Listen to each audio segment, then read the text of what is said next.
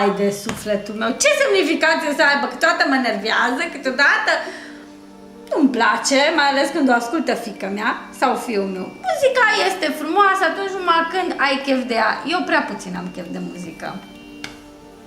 Pe oamenii care s-au chinuit atâta timp ca să scoată ceva, ori pe gură, ori pe mână, ori să sufle, ori să cânte. Deci îi apreciez că au muncit foarte mult ca să realizeze ceea ce au realizat. Nu, categoric nu.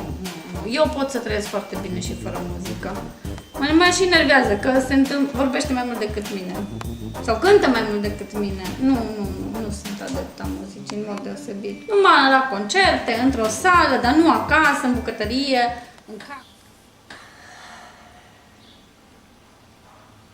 La teatru, oriunde, dar nu acasă. Hai să zicem acum că e la modă Bregovici. Îmi place, în primul rând, foarte mulți care exagerează în muzică, care își bat joc de muzică, de exemplu manelele.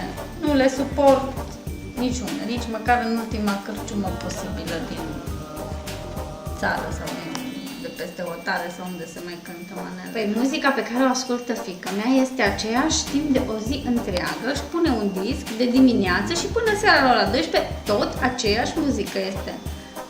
Nu cred că e normal să asculti tot aceeași muzică și eu după o săptămână nici atunci nu o știu și dacă o mai ascult peste 3 săptămâni, atunci îmi dau seama că de fapt am ascultat o zi întreagă.